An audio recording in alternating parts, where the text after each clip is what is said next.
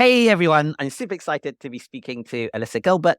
Alyssa is the director for the Center for Climate Change Innovation at the Grantham Institute. She's based at Imperial College and the Royal Institute. Welcome. Hi, thanks for having me.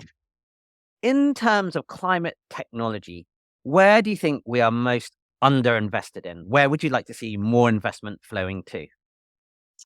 So a nice way to look at this is to look at the areas where we need to take action. So look at both the kind of spread we have of greenhouse gas emissions and also look at where the areas are of greatest climate impact. And then see what's the level of activity in terms of innovation, relatively speaking, in all of those areas. I did see some research on that just recently, and I precisely remember where I saw it. But basically, we're behind on all of them in terms of if you look at all of the major blocks of energy innovation. Yeah, it just in terms of, I know where I saw it, there was some investment stats for 2023 that looked at the kind of tracks of money invested in different bits of climate innovation. And what is that there's a significant chunk of money that goes into the broader category of energy, but it's still not enough because we have so many emissions that come from energy. In a way, it seems because there are some interesting opportunities in areas like transport. Particularly, we see EVs getting a lot of investment. So it might give you the feeling that we're doing quite well in transport, but actually broadly across transport, if we consider things like heavy goods vehicles, things like the need to really tackle the growing emissions from aviation and maritime, we're basically underinvesting in all of those areas. Across sectors, underinvested across the piece, but particularly in adaptation to climate change. We've seen this across the board, really. It's really easy to measure emissions. It's very hard to measure impact. And the different things that determine who's impacted worst by climate change are also very varied. So there's different kinds of points of intervention. And it's less easy for people to invest in it in a kind of traditional innovation way. But I think there is potential for some innovation in adaptation and for combining making us resilient to climate change alongside reducing greenhouse gas emissions. So you can see that in terms of buildings materials, for example. You could design a building that's both climate resilient and really green in terms of emissions. So we could be doing some more innovations there. And I guess where we also need a lot of more activity is in heavy industry, where we know that we really need the power of fossil fuels to continue, but we need to work hard at solutions that work for people in those sectors. And sometimes those solutions, they're not the whizzy ones that are attractive to you and I. Like we can't imagine buying it ourselves. We would never buy it ourselves. But new kinds of materials for industrial use and new kinds of processes for industrial use are really important. Great. That was similar in some ways to the answer that Chris Stark, who is CEO of the Climate Change Committee but is leaving this year, gave, that actually adaptation was an underlooked at area. But across all of the domains, like you mentioned, land use, transport, buildings, industry, and the like, it does seem like we're overall underinvested. If you had then a magic wand, some sort of magical ability, and you could implement one or two policies, one or two climate policies, or they might be an intersectional policy, what would you have at the top of your list? So the number one thing that's at the top of my list relates to energy efficiency and the built environment. This is an area where we, particularly in the UK, have been underperforming in terms of implementation for a long time. We don't have to struggle to find the solutions, the technical solutions, but we do struggle to find the mechanisms for implementing in an efficient way these solutions that should make our homes more efficient in the way that they heat and cool us. And the solutions need to be integrated. So they need to be spaces that provide quality of life for the people living in them, ventilated, and that combines a whole range of things that should suit people's needs. The built environment in the UK, in some places, we have a lot of beautiful old/heritage buildings. It depends on how you look at it, but some of those don't deliver the best for people. This is also an area where we can combine delivering for the climate agenda with combining delivering for people's pockets. And the tricky thing is getting the financial models for delivering these solutions to people that lower their long-term energy bill costs, improve their quality of living, and are better for the environment. And we just haven't seemed to manage, at least as UK as a nation, to just put our foot on the accelerator pedal and appreciate that reducing the demand in terms of energy and carbon related emissions from our building stock can also improve our energy security and so on. So that's my number one. And yeah, so go on. Do you want to do a number two, or we can talk No, more you specific? go ahead. So on the energy efficiency piece, as an example, do you think the bottleneck is primarily this financing model? Or I also hear sometimes that, yes, money is an issue, but partly it's an issue of skills and coordination. So there just isn't a organizing force, because to your point, the technology is actually there for a lot of energy efficiency. Yes, we could do more things in more different ways, but it's not an unknown technology. But we have a difficulty in coordinating. There's some money, there's some policy, and there seems to be a consensus that this is something that could be win. I'm intrigued to know from your point of view where you think the bottlenecks have been that we haven't been able to implement this in the UK. So essentially, if you think about it from a user perspective, so the person who is going to have either their home improved in some way, the experience has to be easy for them. They have to feel like they have trusted providers to give them the service, whether that's a housing association or an individual at the end of the recipient of that service. They have to probably know other people who've had it done and not been completely disrupted. So it has to work for that person. And to create a system that works effectively to deliver for a wide range of people and types of houses requires a program of delivery or different kinds of programs of delivery, some perhaps publicly delivered, some perhaps privately delivered, which are both able to deliver quickly, but actually have a longer term certainty and have time to deliver a good program delivery mechanism.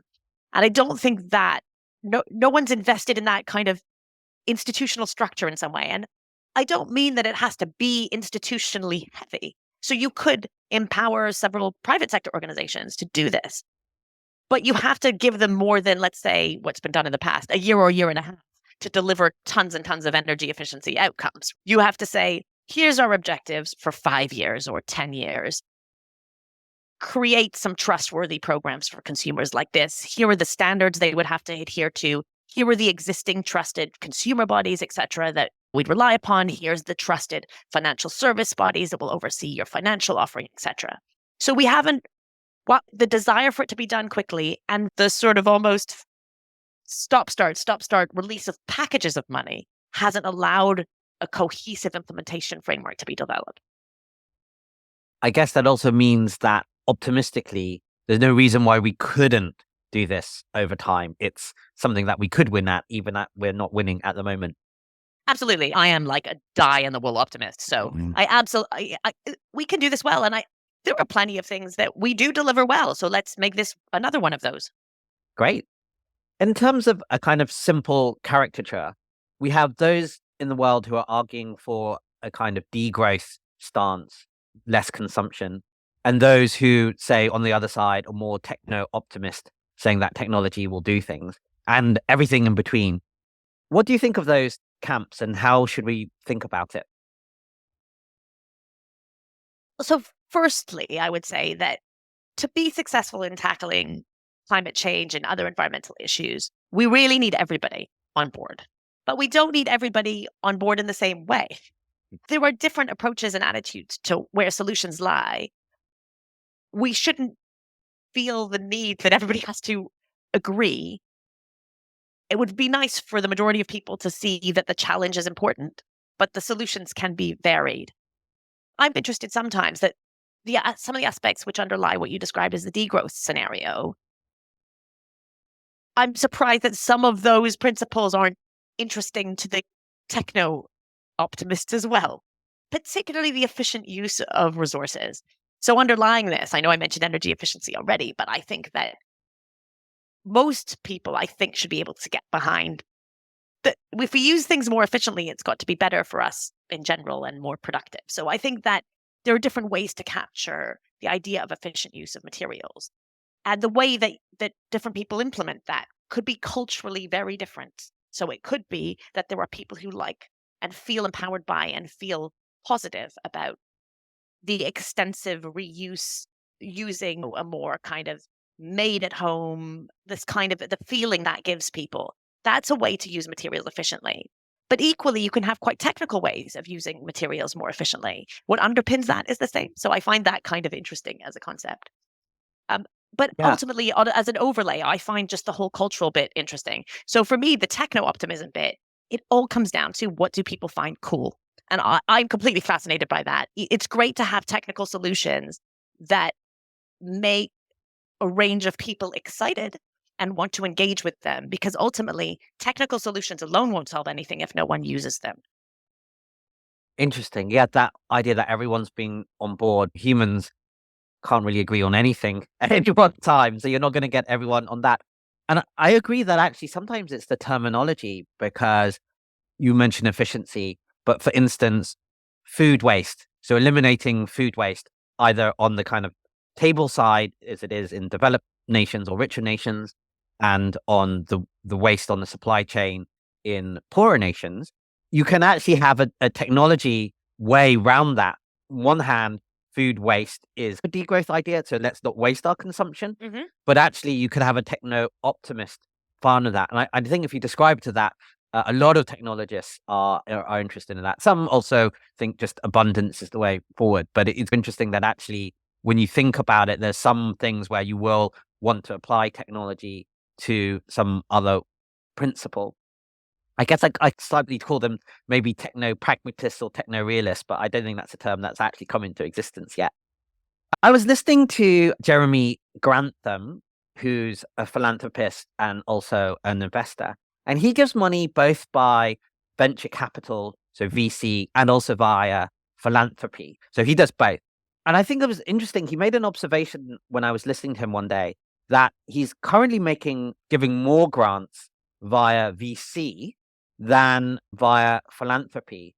And when he was asked about this, essentially it came down to business model and profit motivation and sustainability of whatever the idea that was supported. That actually, if there is some profit and money involved, then that venture might be able to be more sustainable than a grant making type of thing, where it might be good for a catalyst, but it was harder to perhaps sustain. You also have a foot a little bit in both worlds. So I'm really interested in your work in VC and what you think about that. Also, the role of philanthropy, and what are the pros and cons of both a philanthropy view and grant making view of things, and a kind of VC startup innovation view of things? Yeah, so I really like being in both camps. And for me, for anyone doing anything, I think it's always really important to be really clear about what your primary objective is. And then the drivers of what you do need to be well aligned to your primary objective. Otherwise, you might veer off course. And so, this issue of valuing profit or not profit approaches to tackling climate change relates somewhat to what the objective ultimately is, and to what part of that a capital gain approach can deliver that objective at the same time. When I look at climate innovation as a topic as a whole, what I see is that we really want to incentivize the creation of new ideas and commercializable businesses. And then we want their rollout at scale as quickly as possible. Now, if you take a traditional venture capital approach where you want to have quite a large return in a certain time frame, then of the world of solutions that we have that can tackle climate change through this commercial route, maybe a certain percentage, let's, for sake of argument, say 10%, will deliver within that perspective to what a typical VC investor will want. That means that 90% will not. Now, the question that you have to ask yourself is, do we think that in terms of tackling climate change at pace, it's okay for 90% of those to not go further? Probably it's good for some of them to fail. We don't want to build a bulky kind of organization that supports everyone. But through less VC driven or different models of work and valuing those businesses, you can maybe think about how do you then drive commercial success that's delivering 5x or 2x, or perhaps over a lower period of time, so that you can have a flourishing, much more varied set of commercial enterprises. And then beyond that, you can think about the ones for whom a for profit model might not be suitable. And then you can ask yourself, is it worth supporting those? because maybe if there's no financial value, there's no value in their outcomes. And then you really have to identify which of those outcomes are important to delivering against the challenge, your wider climate objective. And some of those will be valuable, even though they're not delivering financially. And those are the ones where you need philanthropic capital. And then the final bit of the question you asked was, what about their longer term sustainability in financial terms? You have to be really honest with yourself about the longevity then of those non sort of capitalist investments. Not everything should last forever. It's really important to define the timeline over which that additional service with its added value should exist. And I think there will always be some things that won't generate profit and people won't pay a lot for, maybe not enough for, but maybe you then have to iterate on what your business model is, so to speak. Is it just philanthropy or other things? So I think we do need a variety of models out there. So we should be harnessing what we've got in the capitalist model to take us as far as we can, but not ignore what we also need. That's very well thought out, pluralistic view of how we need to tackle things. So you're very involved in the London climate tech ecosystem. Tell me what your work is around that. What are you excited about? Where do you think the kind of challenges? And I guess as an adjunct to that, there's some thought that ecosystems like this benefit from an agglomeration effect where you have lots of startups or businesses and interactions, and they seem to have these kind of spillovers. We look at it in various cities and places in the world, and that seems to be a thing. On the ground, I'd be interested if you are seeing impacts of that agglomeration already here in London. And what do you think about the climate tech scene? Yeah. So I'm going to start with the excitement question because it's really exciting. And I think that, at least anecdotally on the ground, I am feeling that agglomeration effect. So I'm lucky to be building on the work that a colleague of mine started some 10 plus years ago, Richard Templer. He just got a well deserved OBE for his work on climate innovation and kicked off what we're doing now. And what we're doing now is really, because I'm based at Imperial College, we're really working on what is it that a university can give to this ecosystem. So we start at the very beginning of building the pipeline of both potential innovators, students and staff, and the potential of ideas. We nurture that pipeline through competitions and all kinds of other things. And then we have our own non-dilutive, so we don't take a share of it, accelerator program to support early stage businesses. And then we do a little bit of work to help the overall ecosystem have success. So we work on, for example, the Clean Tech for UK program that Bill Gates launched at Imperial in February 2023. So we do some activities that are about helping launching, getting those businesses going. But then at that point, we step back because it's a bit like our conversation about where the for-profit and the commercial success becomes important. Then these companies need to survive on their own. So we've been doing that for about 10, 11, 12 years in some shape or form. But what we can see now, and this is the exciting bit, is that now we're not alone. At the beginning, we were alone and we've kept doing it. And now there's all kinds of accelerators and incubator programs. More and more universities in our sector are thinking not just about innovation, but also about climate innovation and adding interesting flavors depending on where they are in the country that include social dimensions. They include more applied research. So it's really exciting to see that grow. And we've seen a big influx of VCs, new investors, some that I've heard referred to as ESG or climate tourists. So interested investors who are like, oh, this is exciting.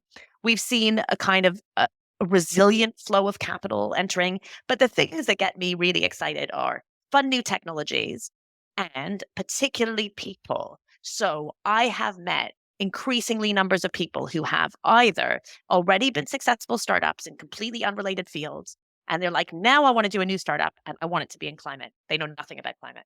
And that is great. I've seen people quit their jobs after working sort of 25 years in heavy industry, and they're like, I have the knowledge that's needed. I want to join a startup in this area. That's really exciting. And the other people related dimension is seeing people come to London from other parts of the world. And we're talking where you would expect, coming from San Francisco, coming from Asia, with their money saying, we know this is the place we need to be. Like, come meet with us. We want to invest in your ideas. And so there's absolutely this kind of real flourishing of the sector. And that, of course, it's a virtuous circle. That sounds excellent. Anything on the challenge side you'd want to highlight? Um, one of the things I'm interested in at the moment, yeah, there's maybe three things I'd raise. One of the things I'm interested in at the moment is how do we match properly talent with this growing community? So there's a range of different kinds of talents we need. And as I alluded to, there's a number of talented people wanting to work in this area. And even with the kind of brilliant new tools, how you can find a job using AI and blah, blah, blah, I just, I want us to be better at matching the talent with these growing startups and businesses. And talent selection's really hard when you're creating a startup because you go from being a small group of founders of a business. The next person you hire is high risk. You want to trust them. You need them to be great. And so how could we do a good job of successful kind of that matching those talent pools as well as making sure we have the right skills that we need, which that's also why London's attractive, right? It's a center of highly skilled people, but it's the matching that I find interesting. The second challenge now is in this kind of pool of interest, how do we make sure that we're not saturated? So we need to beef up the number of ideas if we have more accelerator places, or do we have good high quality support and incubation? So we don't want there to be any blocks along the way. And if you speak to different people in the innovation chain, they might tell you different things about where that block is. And that just relates to where people's perspectives are. So making sure that we quickly identify and unblock any kind of blocks in the chain. And linked to that is making sure that the kind of flooding in of things like lots of accelerator programs can, of course, mean that you do get some cowboys. And what would sadden me the most is if you have brilliant ideas that kind of get sucked into something that looks like a good program and so on, and then actually just takes advantage of them. Continuing to maintain high volume, high quality, and getting those ideas successfully implemented. Super insightful. If someone has an idea or even something just vague and they'd like to pitch to you, what are the type of things that you're interested in hearing about, either about the idea or the purpose or the kind of elements that you want to see in terms of an idea which comes to you? Yeah, so I guess we invite people to enter our open climate launchpad competition once a year, which is every summer. And there we're looking for very early stage ideas. Or we look for people to apply for our greenhouse accelerator program, which happens twice a year. And there we're looking for slightly more developed ideas. When we're looking for ideas, we're looking for a number of different things. First of all, there has to be a little bit of a good sense, and it will be more developed if you apply to the greenhouse of a product or a service that can actually solve somebody's problem. So you have to have a bit of an idea about the market that you want to serve and really been thoughtful if it's an idea or actually spoken to some people to understand that it really meets the needs of some consumers or users. As a warning to people, if you're starting a startup, your idea will for sure change. But just demonstrating that you have engaged with that market's really important. You need to have a solution, and your solution can be very technical. So we have a lot of people who come to us with discoveries that they've made that are very technical, and we like to see those because as a technical university like Imperial is, we're able to offer a lot of support for technical solutions. But sometimes those solutions can be bringing together ideas, a combination of things that have existed for some time. It doesn't need to be complex, but it's the way that you might combine it. So bring us your original idea, bring us something that really has a kind of a story via consumer need, and have some thoughts about what business model you'll use to create value from your ideas. So, what is your kind of initial idea of how you're going to monetize it? And the final factor, which I'm sure many people have heard, is of course, it's about you. So, it's about you as an individual. And what we're looking for really is people who are persistent, creative, but also very important, people who are adaptable and flexible, willing to take advice. So this kind of delicate combination of people who are inspiring, gung ho, but also understand that they might not have all the answers. Excellent. And zooming out then, do you think you have an ask for, say, other big companies in the ecosystem? Some of them are doing a little bit here, a lot of them are just working on whatever their core business is. Do you think there could be more innovation or partnerships at that level? Or do you have an overall ask for big companies in this? So I think there's a few areas where big companies can get involved. The first one is that big companies have their own challenges in terms of their climate change objectives, both regulated and sometimes voluntary. And again, that's in terms of both climate resilience and also emissions reductions. If those companies don't feel like they can do their R&D or innovation themselves, and some businesses would rather not, share your problems with somebody, because we've got lots of innovative capital, innovative people and entrepreneurs. We want to understand your problems as deeply as possible. So be willing to connect to us and partner with whether it's a university or other groups, just to start to draw out those problems and help to stimulate through competitions or through other engagements with researchers. And we do some of that, but I would love to see more of that. That's what I personally want to engage with companies. The other part of the story, as I also mentioned earlier, is innovation is all very well and good, but almost the hardest part of innovation is making it, so getting it implemented. And that part of what we call the S curve of growth, right? You get slow, gradual growth, and then zoom, you get taken up by lots and lots of people. Having corporate entities, big businesses, willing to try things out, and then importantly, go beyond the nice high profile, I can tell everyone about it on social media trial, to a proper implementation. That's the bit of the story that can really help us. And doing that in a way that is really evidence based and experimental. Innovation requires trying stuff and making mistakes. So that's hard for corporates. I'd love to see more of that and engage with businesses who are willing to try do some of that. Excellent. And tilting to perhaps a tiny bit more of a personal note, do you have any highlights from your working week or working day in terms of what it's like to work in this cluster in London doing the kind of stuff that you do? Um, let's see. I guess there's my days are so varied. Let me just think about my week this week.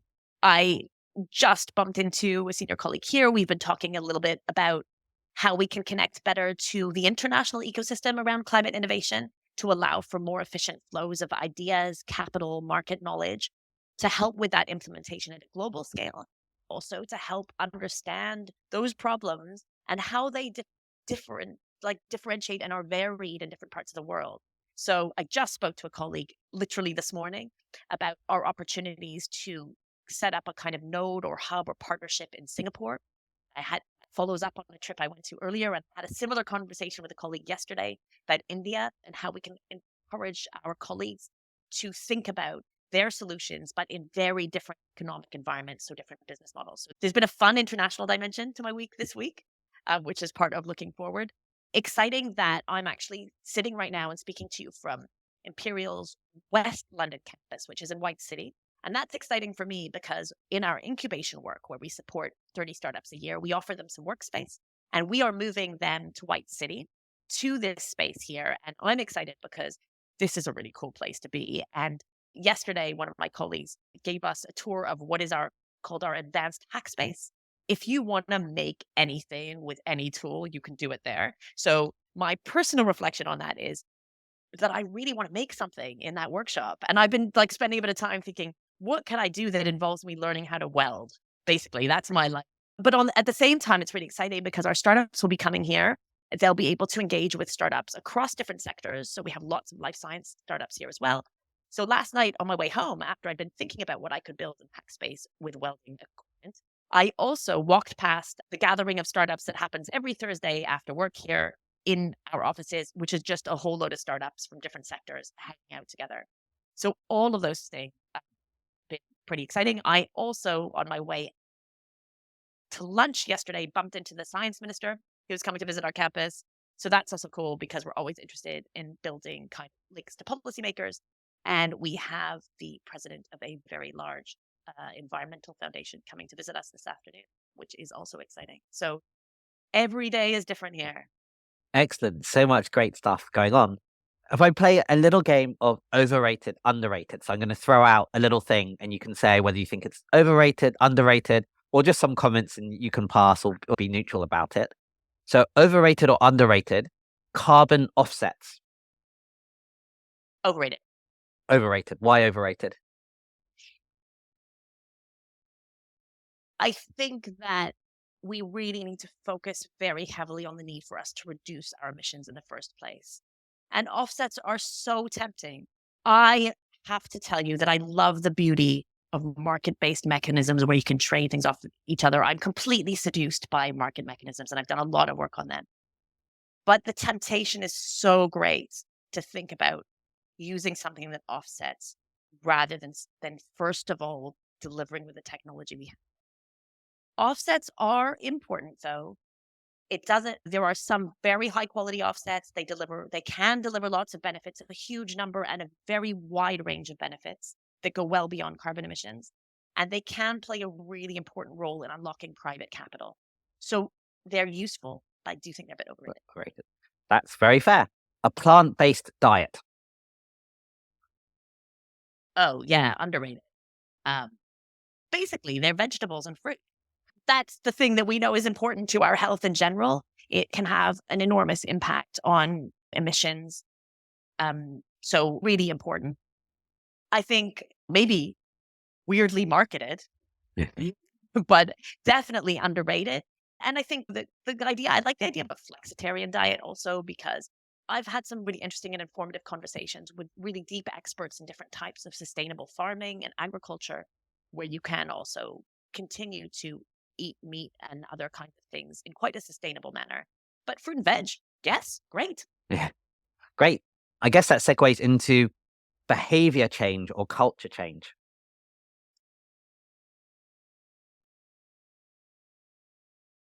Underrated. Why underrated? The way the behavior change is presented makes it sound like it's a choice. Either we just go, either you should just turn off your heating, wear a sweater, and never leave your house, and basically have a low quality of life. Like that's what people understand behavior change to be. Sometimes, I think. But actually, I think culture and values is everything. And because the uptake of technology requires us to like and want to use those technologies and them to be easy to use and them to be popular and acceptable by different people, desirable. All of those things are cultural, actually. And the choices that we make, the choices that business people make, it's behavior change. So we don't label enough things. We shouldn't do it, by the way, because I think nobody wants to know that they're changing all the time. But cultural underpinnings are Yeah. Makes it sound like it's sacrifice. I always think about there's a picture in 1900 New York City, everyone's on horses. And then just 10 years later in 1910, everyone's in a car. And actually that's behavior change. That's a whole transition which has happened. Yes, with technology, but no one gets on horses and everyone gets in cars. And we don't really think of that as behavior change, but it's a critical underpinning. Great. another example of that. I think people like the car horse one. But the other one I always think about is mobile phones. Yeah. This Huge. morning, my daughter said to me, just as we were leaving the house this morning, her to school and me to work, I still can't believe that when you were my age, you didn't have the internet. And I was like, okay, obviously she thinks I'm old, but also But it's phone. Like what would we be without our phones? And no one told you how to do it. And it's a big cultural change to the extent that many of the services that we need to access assume that you have your phone now. yeah, this will date us, but our university experience, we're kind of the last generation, the very in between generation, where most of us did not have mobile phones at university. It just crept in, but the majority did not, which is a very different way of being. Yeah, that's an interesting cultural point, right? The people who had phones when you and I, as old as we are, were at university, in a way, not they weren't ridiculed, but they were the people who were under pressure to communicate with home really regularly. And that was not a plus, right? Yeah. So actually, not having a mobile phone was a badge of independence. Yeah. Your parents not expecting a call Yeah, every night. Yeah, ever. Okay. Underrated, overrated, carbon tax.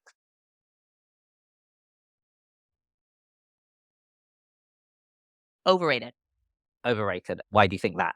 Okay, so I spent a really long time, like too long in my career, looking at market mechanisms and the difference between emissions trading and carbon taxes and so on. The reason why I think it's overrated is that it's important. And it's important as a market correction for people to see the cost of carbon and the things that they pay for. But actually, it exists to a greater extent than we already think. So, what I think is overrated is the idea that suddenly someone will introduce something new called a carbon tax that will save everything. But actually, a carbon tax for some things in some places already exist. And there's quite a complex set of taxation that already, even if it's not pegs to carbon taxes things that are some things that are carbon intensive more than others. The second thing is that for carbon tax to be a solution that some think it might be, the knock-on behavior reaction to that tax has to be available, possible, desirable, and just, right? In terms of at least progressive, right? And a tax alone won't do those things. You need to also have the solutions and the structures in place so that when you implement, which makes sense, when you implement a higher cost of more polluting things, everybody has a choice that they can make to move away from those polluting things. And so for me, the best illustration of why we're not completely ready for a tax at the scale we need yet is the hike we've seen in energy prices in the UK because of our moral decision about the Ukrainian war. And actually, what is that it's hit a lot of people really hard, and the government's had to compensate them. But essentially, you could almost see that as an experiment in a very high carbon tax. And it hasn't delivered what we'd want in terms of lasting, sustained emissions reductions because we actually haven't done the thing that we could have done, which is invested in options that allowed people to actually use less energy rather than just continue to pay a higher price. Yeah, that's a super sophisticated view. It's part that we have no alternative. So it's not transitioning away at the speed we would like, because what do you move to? And there is this impossible trifecta at the moment that ideally what you want is green energy, cheap energy, and secure energy. If you could have all three, that's my kind of magic. Obviously, it's not available. And you do have to deal with all three pillars. I also think that we can see, for instance, within transport, which we mentioned before, actually sector-based policy ideas can get you there without a full-on carbon tax, right? So transitioning, raising your standards, supporting EVs and the like, have actually transport on the way. We can argue about the speed, and they haven't had to use a carbon tax, which again has these issues and popular supports of that. So theoretically, I know a lot of the economists like it, but the political economy and the sector-based policy actually says that maybe you don't need it in order to do the things that we have. Yeah, and I've had lots of conversations with people who've implemented carbon taxes, like in British Columbia, where they have a famously quite successful carbon tax. But when you speak to people there, they also know that they need a mix of other policy instruments. So I think it's recognized by some people. And of course, in transport, we do tax fuel. Yeah. And it's not labeled a carbon tax, but it's pretty significant. It's a mix of policy measures. So I guess maybe trust the silver bullet. Yeah, exactly. And actually now there's pushback in BC as well to some extent. Okay, and last one on this one, overrated, underrated, geoengineering.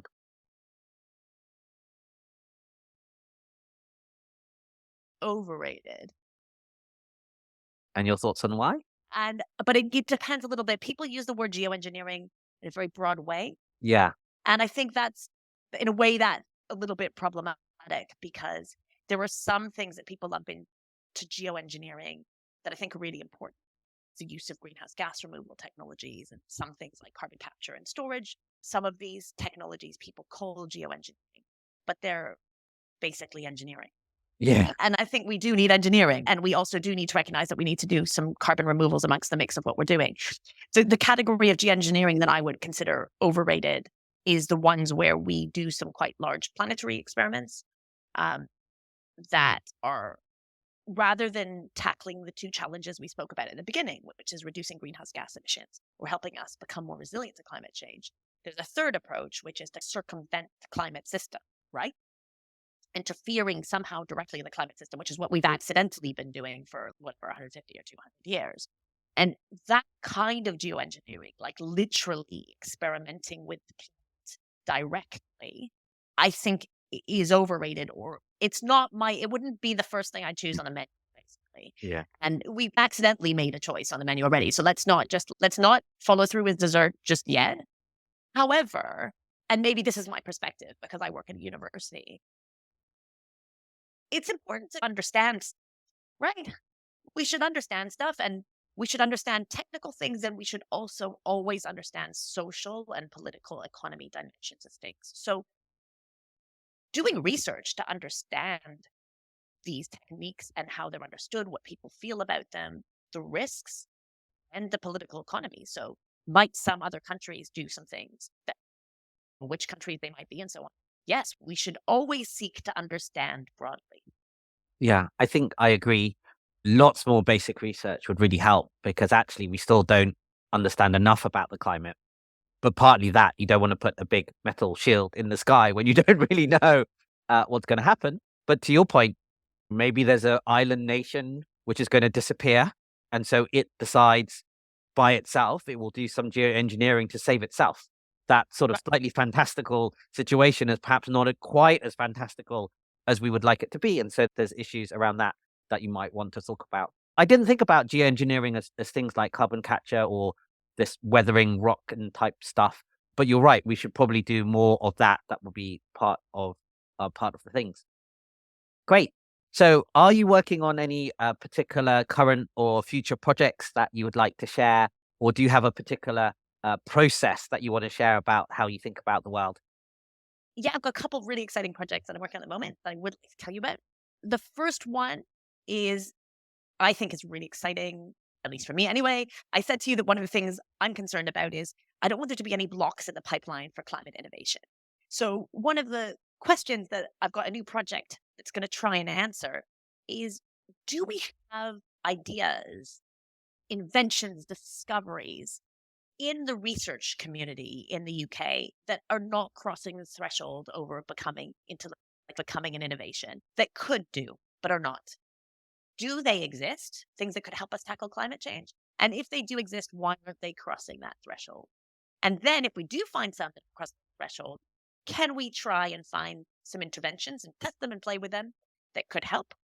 And that's a trial. So it's a project we're going to do for a couple of years to see what we find. We're going to test, play with a bit of machine learning, which is exciting for me because, as we've ascertained earlier in this podcast, I'm old and I don't know much about machine learning. So I'm excited to try something new. But I'm excited about that project because I want to understand what the real situation is. And so do our funders. And we're going to do that as collaboratively as we can with the whole UK academic community. So that for me is really exciting. And we genuinely don't know what we'll get. There's, of course, the possibility that we don't find any research that's not yet being commercialized that could do, which is perhaps worrying in a different way. So we're gonna unpick that. So that's my project number one, and we'll be recruiting some new people to help us do that over the course of early 2024, but trying to engage with a much wider community in the coming couple of years. So that's the first. I can have a second. Please. The second one speaks to the other area that I think is trickiest for climate innovation right now, which is that of implementing those innovations once they're ready. The people who go through our incubator programs or similar programs have brilliant solutions, products, and services that can help us tackle climate change. But they enter a marketplace where people aren't yet ready for them always. The vision of some of those innovators is the future we want in 2050, and we're not always there yet. So we're doing a project focusing on the built environment to bring together actors at the moment just in London in the built environment and construction sector, together with a group of climate innovators with different kinds of building materials or building processes or software digital products that can help deliver on climate change in the built environment. And we're going to run a practical exercise to understand what the barriers are to implementing those climate innovations at scale in the construction sector. And we're going to work across those different sectors to try and develop solutions and do some practical stuff. There'll be a report, but this is not about a report. This is about talking, discovering, trialing solutions, and then trialing some things in building development sites across the city. So that's another thing I'm really excited about. Excellent. That sounds really exciting. People listening, do watch out for that if you want to get involved. And final question, do you have any, I guess I'd call it life advice or career advice, perhaps for people wanting to get involved within climate, or even just for the person in the street who's interested, what isn't going to get involved in climate, but wants to be involved in some way? Great. I guess it always feels odd to be asked for advice. But I guess here's my musings. Um, First of all, there's a role for everybody. If you are interested in this issue, don't feel like you need any special kind of qualification to get involved. If you are someone who wants to just make a difference in your personal life, you're not sure it's something you have the bandwidth or ability to do in your career, then an easy place to go is we've actually created something at the Grantham Institute that I did several years ago in my previous role called 9 Things You Can Do About Climate Change. It's very evidence-based. but there's a selection of things that you can do in your own life that might be just worth looking for those people. Um, but we are also thinking about how we can get people involved in community-based innovation. So if you like this discussion about climate innovation and finding solutions, and you're at a community level, the mayor of London, and I think this happens in other regions of the UK as well, run competitions and opportunities for people who are innovative at your community level. I know that sometimes you can find those kind of opportunities, I think, through networks of libraries as well. So you can become an innovator at a community level as well. And then in general, if you're interested in this topic, remember that you can do it with whatever expertise you already have. So increasingly tackling this problem, we need you to do it whatever job you're in.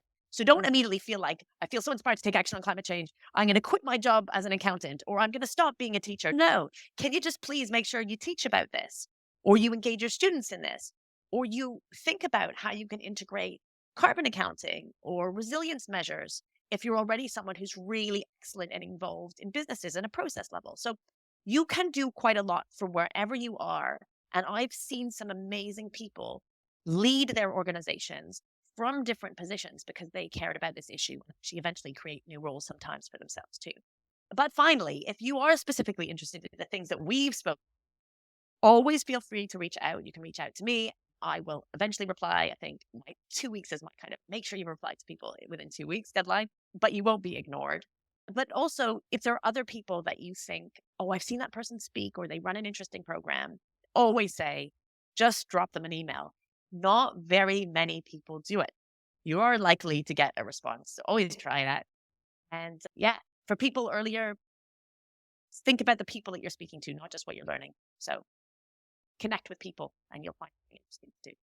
Excellent. That sounds like excellent advice. So on that note, Alyssa, thank you very much. Thanks so much for having me.